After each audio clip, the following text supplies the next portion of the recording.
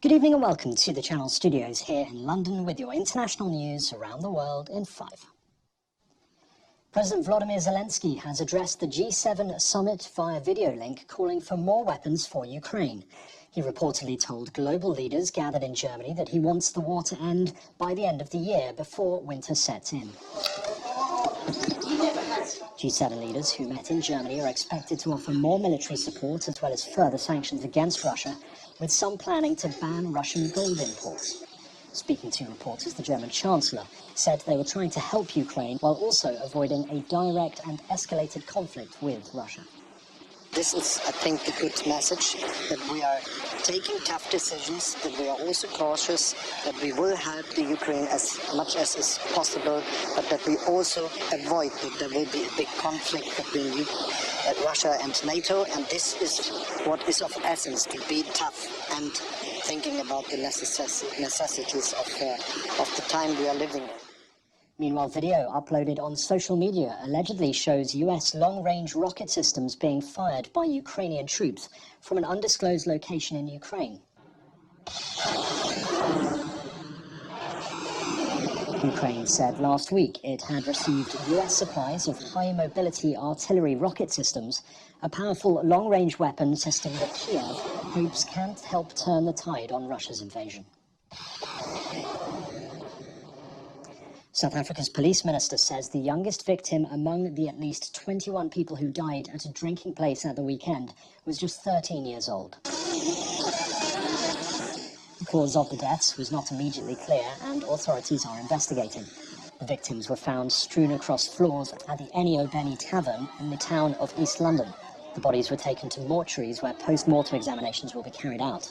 Those who had died are reportedly between the ages of 13 and 17, but a detailed list of the victims has not yet been produced. A Norwegian court has named the suspect in a deadly rampage at a bar in Oslo as Zania Matapour, a Norwegian citizen of Iranian origin. Matapour, whom police have described as a radicalized Islamist with a history of mental illness, is accused of killing 2 people and injuring 21 on Saturday, the day the city was due to celebrate its annual Pride Parade. Intelligence services said they had been aware of Matapour since 2015 and that he had been part of a network of Islamist extremists in Norway.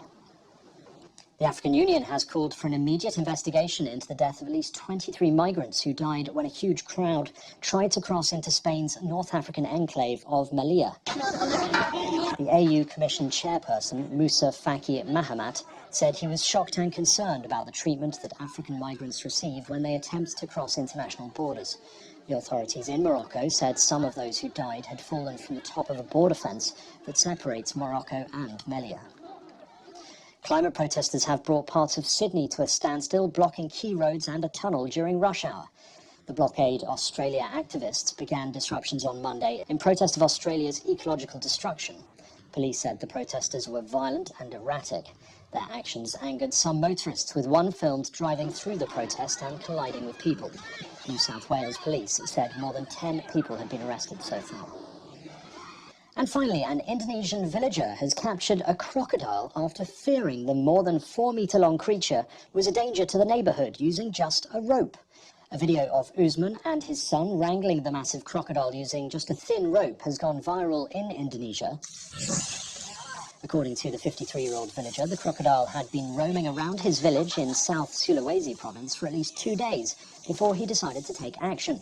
The croc was found to be 4.3 metres long by the local Natural Resources Conservation Agency and was later released into a less populated area. And that's your international news around the world in 5. Now back to the Channel Studios in Lagos.